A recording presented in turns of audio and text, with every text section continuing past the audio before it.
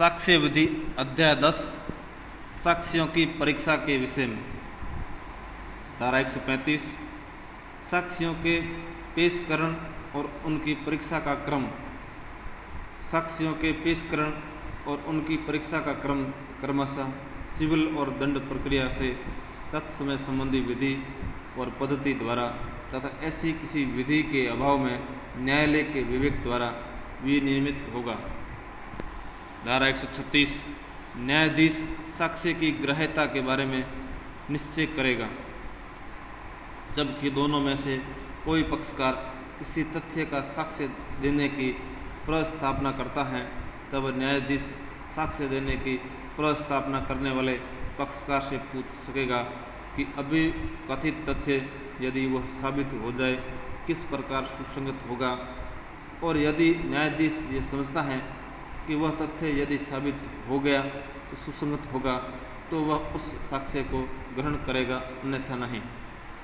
यदि वह तथ्य जिसका साबित करना प्रस्तावित है ऐसा है जिसका साक्ष्य किसी अन्य तथ्य के साबित होने पर ही ग्राह्य होता है, तो ऐसा अंतिम वर्णित तथ्य प्रथम वर्णित तथ्य का साक्ष्य दिए जाने के पूर्व साबित करना होगा, जब तक कि पक्षकार ऐसे तथ्य को साबित करने का वचन न दे दे और न्यायालय ऐसे वचन से संतुष्ट न हो जाए।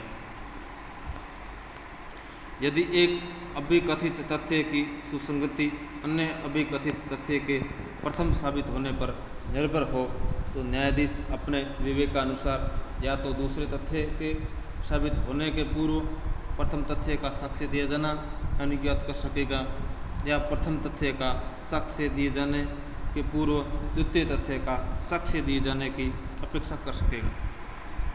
दृष्टांत, यह प्रस्तावना की गई है कि एक व्यक्ति के जिसका मृत होना अभिकथित है सुसंगत तथ्य के बारे में एक कथन को, जो कि धारा 32 के अधीन सुसंगत है, साबित किया जाए।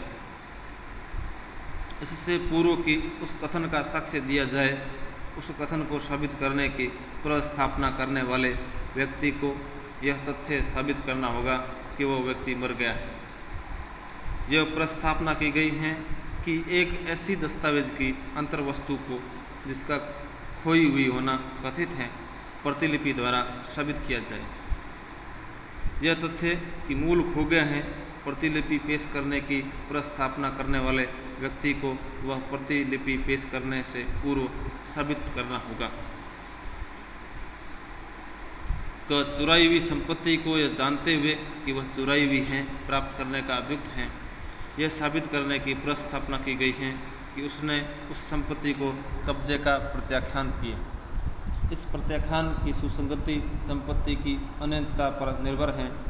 न्यायालय अपने विवेकानुसार या तो कब्जे के प्रत्याख्यान के साबित होने से पूर्व संपत्ति की पहचान की जानी अपेक्षित कर सकेगा, या संपत्ति की पहचान की जाने के पूर्व कब्जे का प्रत्याख्यान साबित किए जाने की अनुज्ञा दे सकेगा। किसी तथ्य के जिसका किसी विवादक तथ्य का हेतु या परिणाम होना कथित है साबित करने की प्रस्तावना की गई है। कई मध्यांतरिक तथ्य ख, ग और घ हैं जिसका इससे पूर्व की तथ्य उस विवादक तथ्य का हेतु या परिणाम माना जा सके अस्तित्व में होना दर्शित किया जाना आवश्यक है। न्यायालय या तो ख, ग या घ के साबित किए जाने के पूर्व क के साबित किए जाने की अनुज्ञा दे सकेगा, या क का साबित किया जाना अनुज्ञात करने के पूर्व क, ग और घ साबित किया जाना अपेक्षित कर सकेगा। धारा 137 मुख्य परीक्षा। किसी साक्षी की उस पक्षकार द्वारा जो उसे बुलाता है परीक्षा उसकी मुख्य परीक्षा कहलाएगी। प्रति परीक्षा, किसी साक्षी की प्रति परीक्षा द्वारा दी गई परीक्षा उसकी प्रति परीक्षा कहलाएगी। पुनः परीक्षा, किसी साक्षी की प्रति परीक्षा के पश्चात उस पक्षकार द्वारा जिसने उसे बुलाया था परीक्षा उसकी पुनः परीक्षा कहलाएगी। परीक्षाओं का क्रम, साक्ष्यों से प्रथमतः मुख्य परीक्षा होगी, तत्पश्चात यदि प्रतिपक्षी चाहे तो प्रति परीक्षा होगी, तत्पश्चात यदि उसे बुलाने वाला पक्षकार चाहे तो पुनः परीक्षा होगी। परीक्षा और प्रति परीक्षा को सुसंगत तथ्यों से संबंधित होना होगा, किंतु प्रति परीक्षा का उन तथ्यों तक सीमित रहना आवश्यक नहीं है जिसकी साक्षी ने अपनी मुख्य परीक्षा में परिसाक्षित दिया है। पुनः परीक्षा की दिशा। पुनः परीक्षा उन बातों के स्पष्टीकरण के प्रति उद्दीप्त होगी जो प्रति परीक्षा में निर्दिष्ट हुए हैं हो, तथा यदि पुनः परीक्षा में न्यायालय की अनुज्ञा से कोई नई बात प्रविष्ट की गई हो तो प्रतिपक्षी उस बात के बारे में अतिरिक्त प्रतिपरीक्षा कर सकेगा। किसी दस्तावेज को पेश करने के लिए सम्मानित व्यक्ति की प्रतिपरीक्षा। किसी दस्तावेज को पेश करने के लिए सम्मानित व्यक्ति केवल इस तथ्य के कारण कि उस पेश करता है साक्षी नहीं हो जाता, तथा यदि और जब तक वह साक्षी के तौर पर बुलाया नहीं जाता उसकी प्रतिपरीक्षा नहीं की जा सकती। सील का साक्ष्य देने वाले साक्षी। सील का साक्ष्य देने वाले साक्षी की प्रतिपरीक्षा और पुनः परीक्षा की जा सकेगी। धारा 141 सूचक प्रश्न। कोई प्रश्न जो उस उत्तर को सूझता है जिसे पूछने वाला व्यक्ति पाना चाहता है या पाने की आशा करता है सूचक प्रश्न कहा जाता है। धारा 142 उन्हें कब नहीं पूछना चाहिए। सूचक प्रश्न मुख्य परीक्षा में या पुनः परीक्षा में यदि विरोधी पक्षकार द्वारा आक्षेप किया जाता है न्यायालय की अनुज्ञा के बिना नहीं पूछे जाने चाहिए। न्यायालय उन बातों के बारे में जो पुनः स्थापना के रूप में या निर्विवाद हैं या उसकी राय में पहले से ही पर्याप्त रूप से साबित हो चुके हैं सूचक प्रश्नों के लिए अनुज्ञा देगा। धारा 143 उन्हें कब पूछा जा सकेगा। सूचक प्रश्न प्रति परीक्षा में पूछे जा सकेंगे। धारा 144 लेखबद्ध विषयों के बारे में साक्ष्य। किसी साक्षी से जबकि वह परीक्षाधीन है यह पूछा जा सकेगा कि क्या कोई संविदा अनुदान या संपत्ति का अन्य वैन जिसके बारे में वह साक्ष्य दे रहा है किसी दस्तावेज में अंतर्विष्ट नहीं था। यदि वह कहता है कि वह था या यदि वह किसी ऐसी दस्तावेज की अंतर्वस्तु के बारे में कोई कथन करने ही वाला है जिसे न्यायालय की राय में पेश किया जाना चाहिए तो प्रतिपक्षी आक्षेप कर सकेगा कि ऐसा साक्ष्य तब तक नहीं दिया जाए जब तक ऐसी दस्तावेज पेश नहीं कर दी जाती या जब तक वे तथ्य साबित नहीं कर दिए जाते जो उस पक्षकार को जिसने साक्षी को बुलाया है उसका द्वितीयक साक्ष्य देने की हक देते हैं। स्पष्टीकरण। ये कोई साक्षी उन कथनों का जो दस्तावेजों की अंतर्वस्तु के बारे में अन्य व्यक्तियों द्वारा किए गए मौखिक साक्ष्य दे सकेगा यदि ऐसे कथन स्वमेव सुसंगत तथ्य।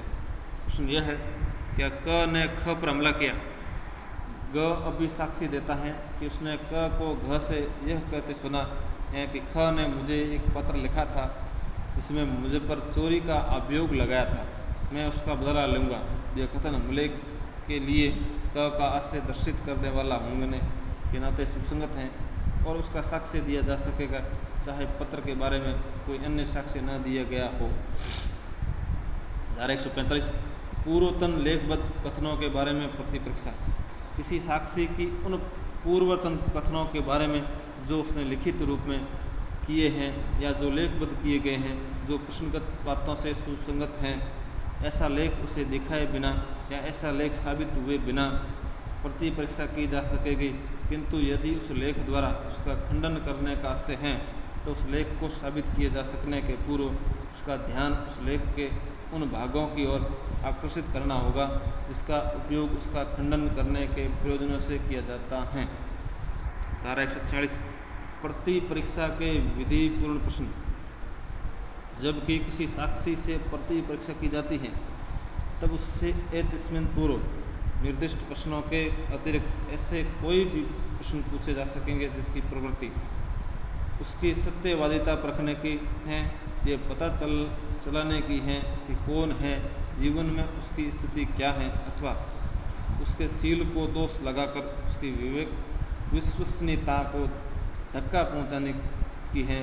चाहे ऐसे प्रश्न का उत्तर उसे प्रत्यक्षतः या परोक्षतः अपराध के फंसाने की प्रवृत्ति रखता हो या उसे किसी शास्ति या संप्रहण के लिए उच्छन करता हो या प्रश्न प्रत्यक्षतः या परोक्षतः उच्छन करने की प्रवृत्ति रखता हो परंतु भारतीय दंड संहिता की धारा 376, 376 क, 376 ख, 376 ग, धारा 376 घ या धारा 376 ढ के अधीन किसी अपराध के लिए, ऐसे किसी अपराध किए जाने का प्रयत्न करने के लिए किसी अभियोजन में जहां सम्मति का प्रश्न विवादक है, वहां पीड़िता की प्रति परीक्षा में उसका साधारण व्यभिचार या किसी व्यक्ति के साथ पूर्व लैंगिक अनुभव के बारे में ऐसी सम्मति या सम्मति की प्रकृति के लिए साक्ष्य देना, प्रश्नों को पूछना अनुज्ञेय नहीं होगा।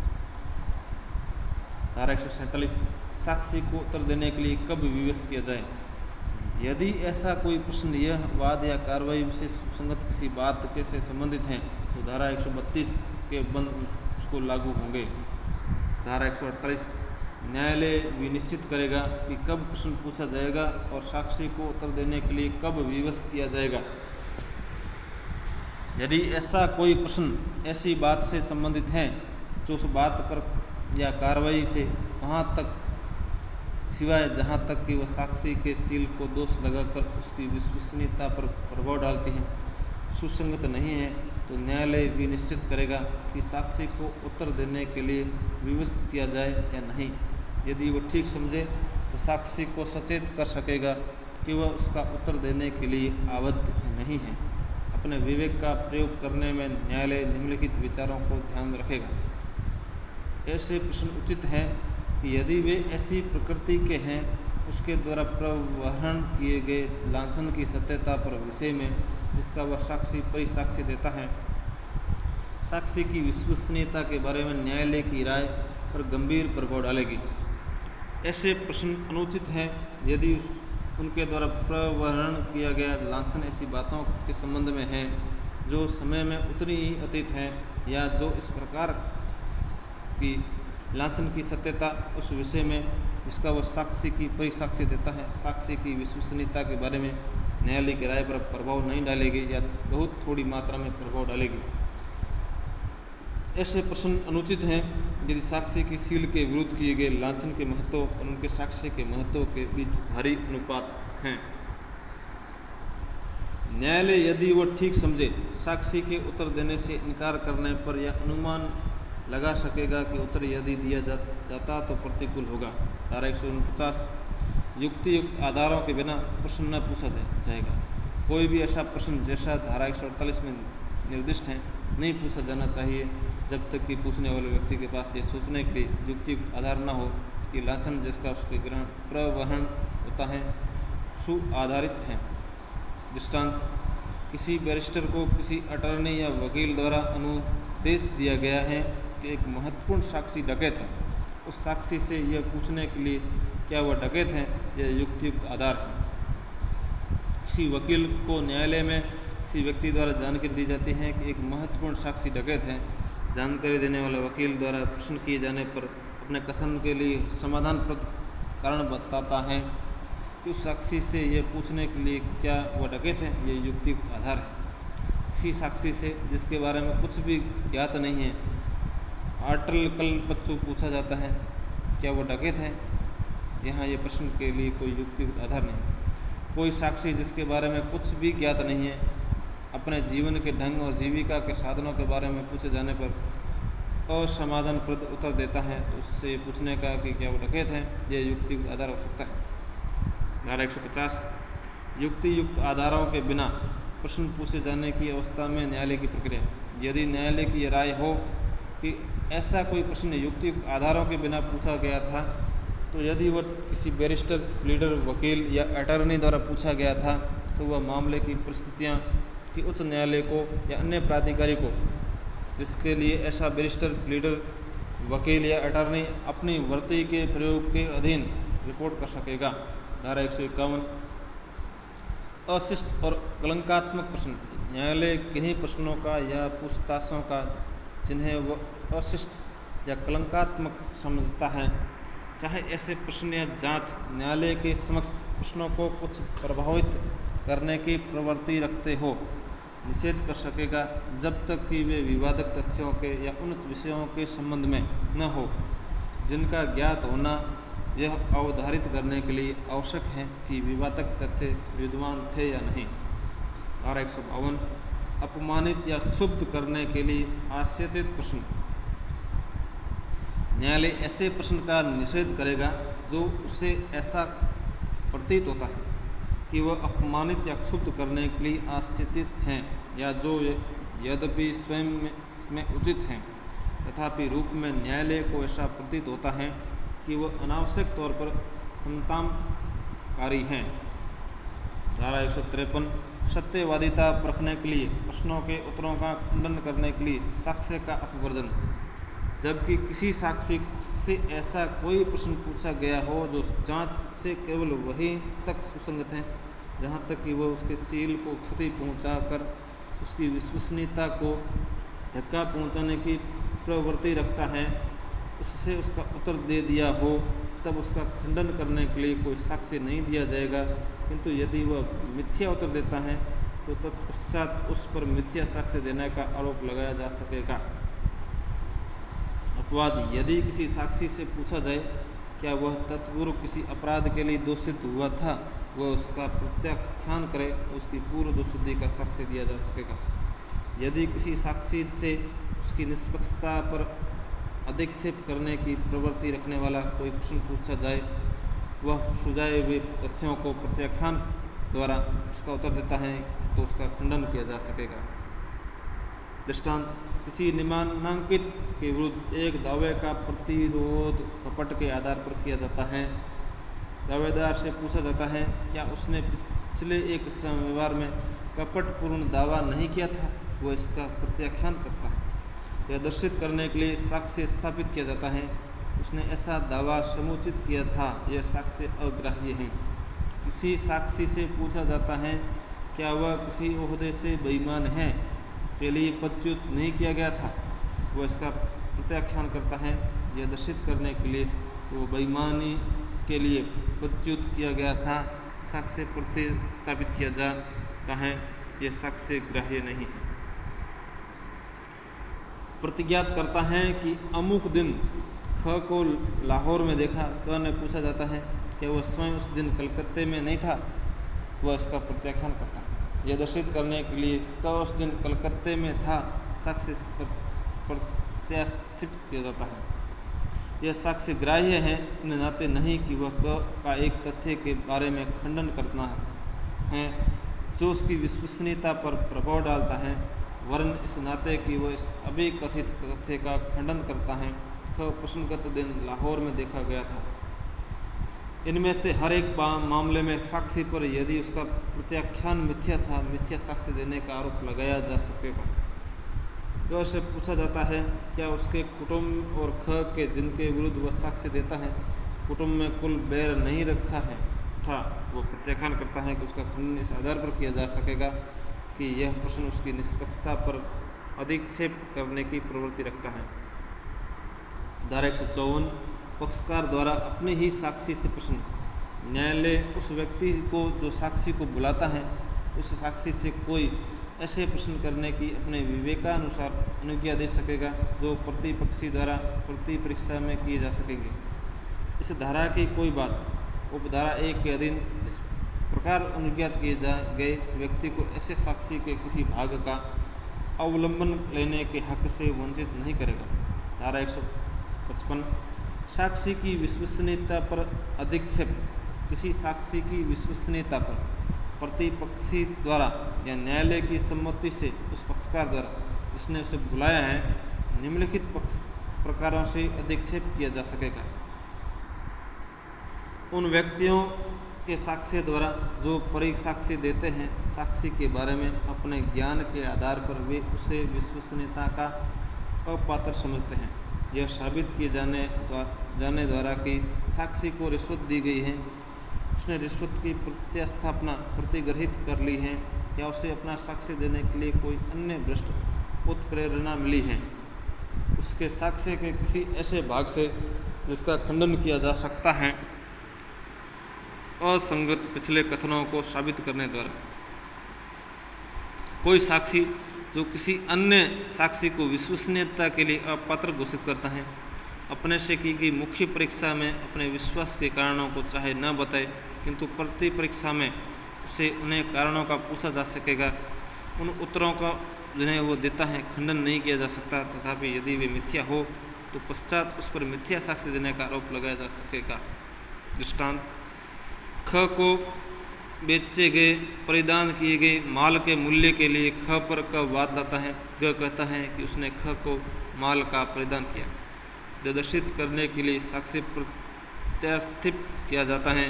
किसी पूर्व अवसर पर उसे कहा था उसने उस माल का परिधान ख को नहीं किया था। यह साक्ष्य ग्राह्य है। ख की हत्या के लिए क पर अभ्यारोप लगाया गया है। ग कहता है ख ने मरते समय घोषित किया था कि क ने ख को यह घाव किया था जिससे वो मर गया। यह दर्शित करने के लिए साक्ष्य प्रत्यापित किया जाता है कि किसी पूर्व अवसर पर ग ने कहा था घाव क द्वारा या उसकी उपस्थिति में नहीं किया गया था। यह साक्ष्य ग्राह्य है। धारा 156 सुसंगत तथ्य के साक्ष्य की संपुष्टि करने की प्रवृत्ति रखने वाले प्रश्न ग्राह्य होंगे।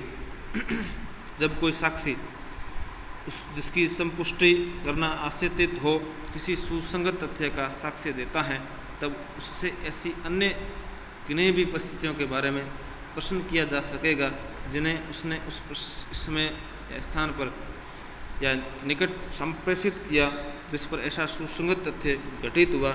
यदि न्यायालय की यह राय हो कि ऐसी परिस्थितियां यदि वे साबित हो जाए साक्षी के उस सुसंगत तथ्य के बारे में जिसका वह साक्ष्य देता है परिसाक्ष्य को संपुष्ट करेगी।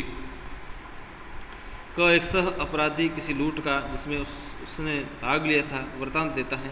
लूट के असशक्त विभिन्न घटनाओं का वर्णन करता है तो उस स्थान को जहाँ की लूट की गई थी जाते हुए वहाँ से आते हुए मार्ग में घटित हुई थी। इन तथ्यों का स्वतंत्र साक्ष्य स्वयं उस लूट के बारे में उसके साक्ष्य को संपुष्ट करने के लिए दिया जा सकेगा। धारा 157 उसी तथ्य के बारे में पश्चातवर्ती अभिसाक्ष्य की संपुष्टि करने के लिए साक्षी के पूर्वतन कथन साबित किया जा सकेगा। किसी साक्षी के परिसाक्ष्य की संपुष्टि करने के लिए ऐसे साक्षी द्वारा उसी तथ्य से संबंधित उस समय पर या लगभग जब वह तथ्य घटित हुआ था किया हुआ या उस तथ्य का अन्वेषण करने के लिए विधि द्वारा सक्षम किसी प्राधिकारी के समक्ष किया हुआ कोई पूर्वतन कथन साबित किया जा सकेगा। धारा 158 साबित कथनों के बारे में कथन धारा 32-33 के अधीन सुसंगत है। कौन सी बातें साबित की जा सकेगी? जब कभी कोई कथन तो धारा 32-33 के अधीन सुसंगत है साबित कर दिया जाए तब चाहे उसके खंडन के लिए संपुष्टि के लिए या जिसके द्वारा वह किया गया था उस व्यक्ति की विश्वसनीयता को अधिक्षिप्त या पुष्ट करने के लिए वे सभी बातें साबित की जा सकेगी जो यदि वह व्यक्ति साक्षी के रूप में बुलाया गया होता है और उससे प्रतिपरीक्षा में सुझाई हुई बातों को सत्यता का प्रत्याख्यान किया होता तो साबित की जा सकती है। धारा 159 स्मृति ताज़ी करना। कोई साक्षी जबकि वह परीक्षा के अधीन है किसी ऐसे लेख को देख करके जो स्वयं उससे उस व्यवहार के समय जिसके संबंध में उससे प्रश्न किया जा रहा है या इतने शीघ्र पश्चात हो कि न्यायालय से संभाव्य समझता हो कि वह व्यवहार उस समय की उसकी स्मृति ताज़ा था अपनी स्मृति को ताज़ा कर सकेगा।